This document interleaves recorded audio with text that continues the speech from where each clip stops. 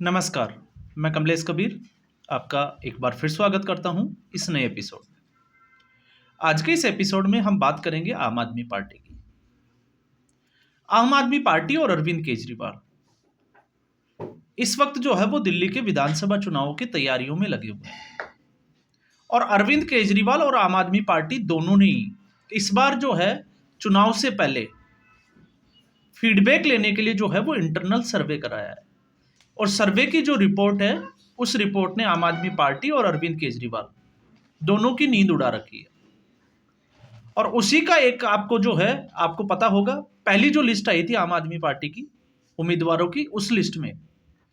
6 से 7 लोग ऐसे थे जो भारतीय जनता पार्टी या कांग्रेस पार्टी से आम आदमी पार्टी में शामिल हुए थे और फिर सुर्खियों में आए कि अवध ओझा ने आम आदमी पार्टी ज्वाइन कर ली। तो अवध ओझा के बारे में हमने जो है वो 2 एपिसोड बनाए। पहला एपिसोड जब वो आम आदमी पार्टी ज्वाइन की और उसमें हमने डिस्कस किया था किस तरीके से, जिस तरीके से जो है वो शेरनी का दूध से लेके और तमाम तरह की वो जो है वो भाषण देते थे और आम आदमी पार्टी और अरविंद केजरीवाल को कटघरे में खड़ा करते थे। और अगर आप उस वीडियो को देखोगे, जो मैंने अवध ओझा के ऊपर पहला जो वीडियो बनाया था, उस वीडियो में देखोगे तो मैंने एक आकलन किया था और मेरा आकलन ये था कि अवध ओझा को टिकट देने के पीछे, या हम कहें कि अरविंद केजरीवाल ने अवध ओझा को आम आदमी पार्टी में शामिल इसलिए किया है क्योंकि आम आदमी पार्टी की इस वक्त सबसे बड़ी समस्या है और वो है फंड की समस्या। क्योंकि इस वक्त अरविंद केजरीवाल दिल्ली के पास जो है वो इतना बजट नहीं है कि वो चुनाव में खर्च कर सके सरकारी पैसे को, और पंजाब की भी ठीक जो है वो ऐसी स्थिति बनी हुई है, तो पंजाब से भी वो ज़्यादा हेल्प जो है वो ले नहीं सकते। तो ऐसी स्थिति में अरविंद केजरीवाल की नज़र उन उम्मीदवारों के ऊपर है जिनके पास पैसा है और इस बार बलि का बकरा बना अवध ओझा। ये आप उठा के देखिए, मैंने उस वीडियो में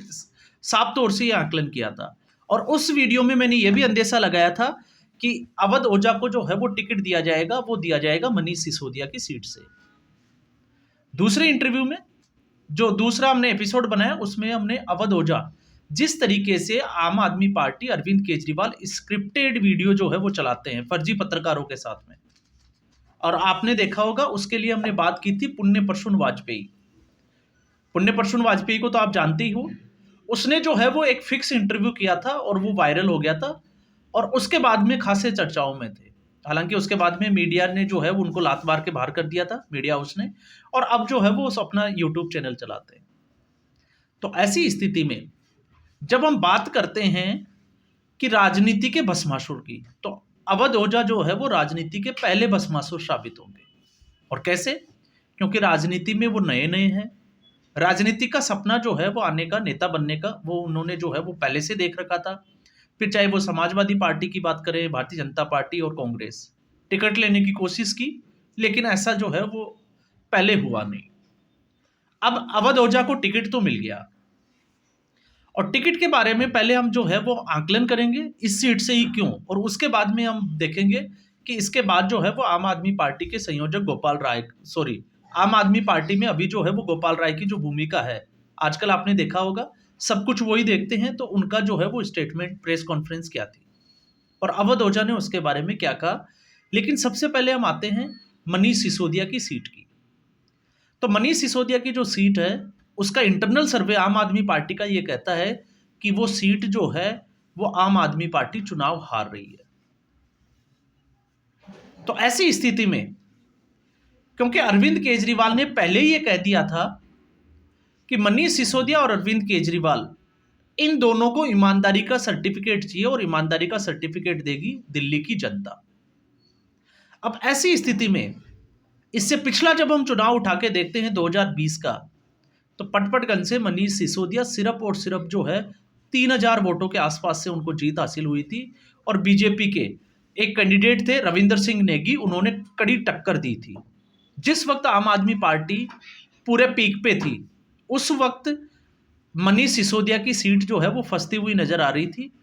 और उस फंसती हुई सीट के बारे में इस बार का जो आकलन है वो ये कहता है, चूंकि मनीष सिसोदिया जो है वो जेल भी चले गए थे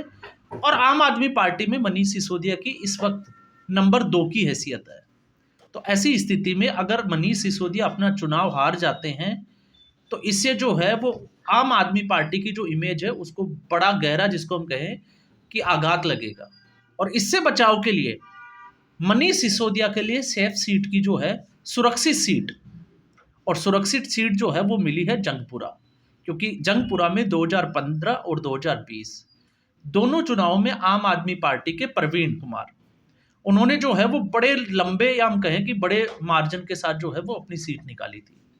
तो ऐसी स्थिति में अब दो चीजों का आकलन हम कर सकते हैं। एक, मनीष सिसोदिया जो आम आदमी पार्टी पे नंबर 2 की हैसियत में है, और दूसरा,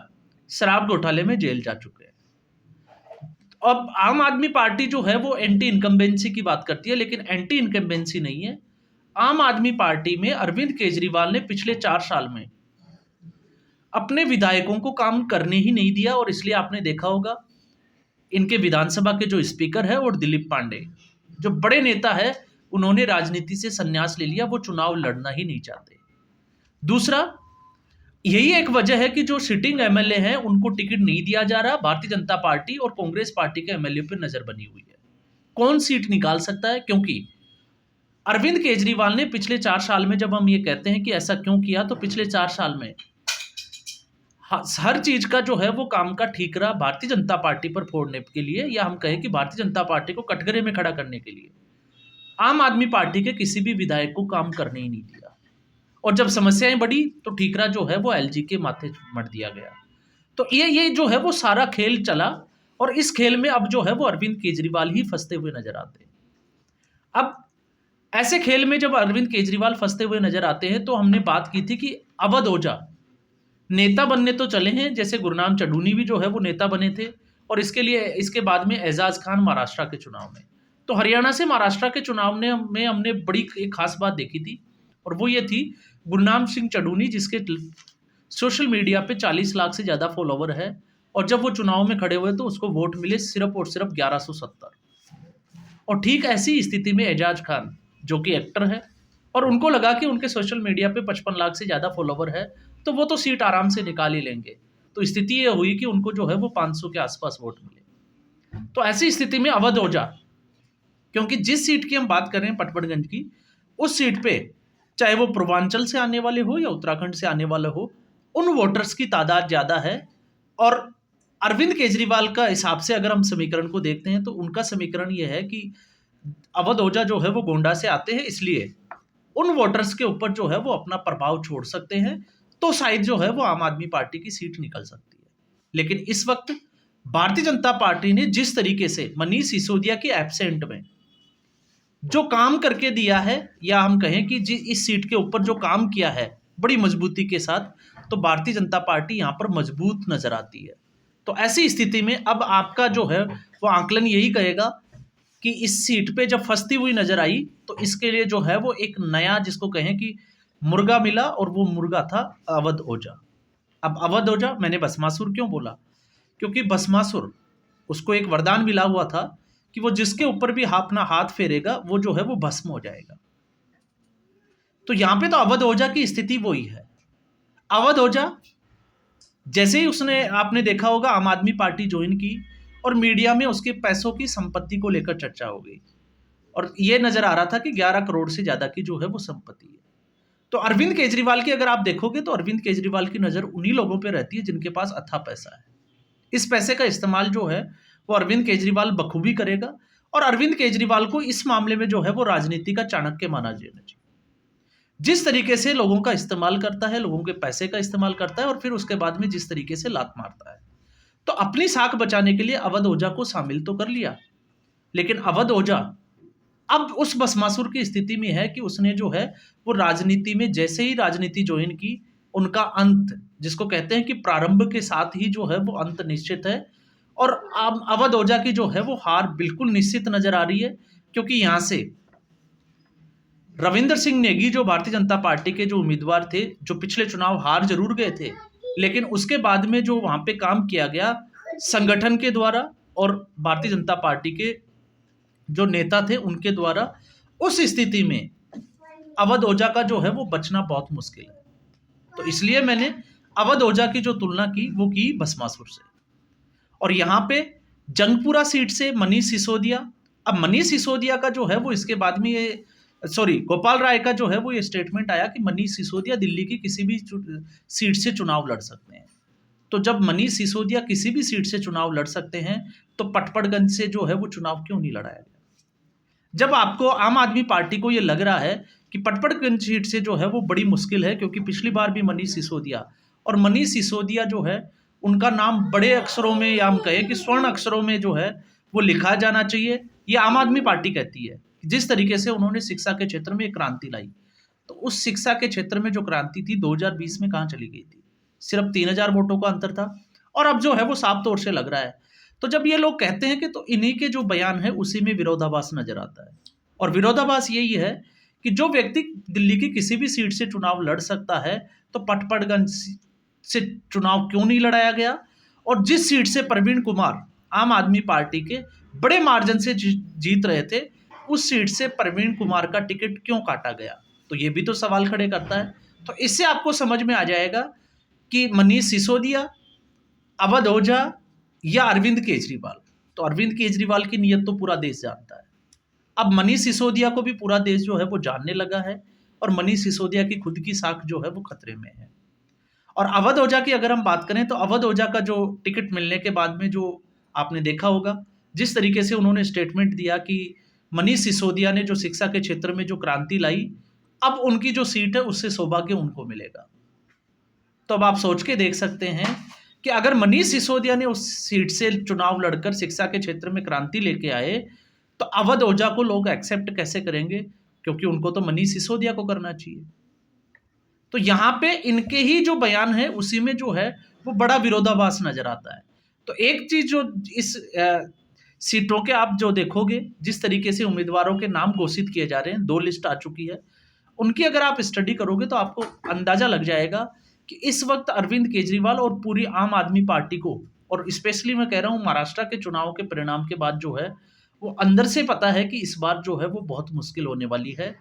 और हो सकता है कि आम आदमी पार्टी सत्ता से बाहर हो जाए। तो इसलिए अरविंद केजरीवाल जितने खेल खेल सकता है उतने खेल जो है वो इस विधानसभा चुनाव में खेलने की पूरी कोशिश करेगा। तो अवध ओझा की जो हमने आकलन किया था पहले, वो आकलन जो है वो हमारा ठीक ठाक था, क्योंकि हम उसके नज़दीक ही सोच रहे थे कि ये सिर्फ और सिर्फ जो है वो अवध ओझा का जो पैसा है उसको किस तरीके से खर्च किया जाए आम आदमी पार्टी के प्रचार प्रसार के लिए, सिर्फ उतना ही जो है वो किया जाएगा। और यही बात जो है वो जब हम दूसरे वीडियो बनाया तो उसमें आपने देखा कि जिस तरीके से अवध ओझा से जो है वो क्वेश्चन पूछे गए उनके इंटरव्यू में, और फिर आम आदमी पार्टी के ही एक व्यक्ति ने जो है वो इंटरव्यू बंद करवा दिया। और क्यों करवा दिया? और उसके बाद में जब अवध ओझा ये बोलते हैं कि वो पार्टी लाइन की साइड जाकर जो है वो कोई बात नहीं कर सकते, तो आपको अंदाजा लग सकता है कि अवध ओझा को जो है वो इस बार जो है,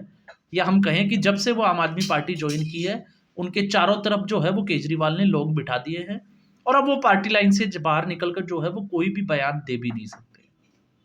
तो आज के एपिसोड में बस इतना ही। उम्मीद करूंगा ये वीडियो एपिसोड आपको पसंद आया होगा। वीडियो को लाइक करें, शेयर करें, चैनल जरूर सब्सक्राइब करें।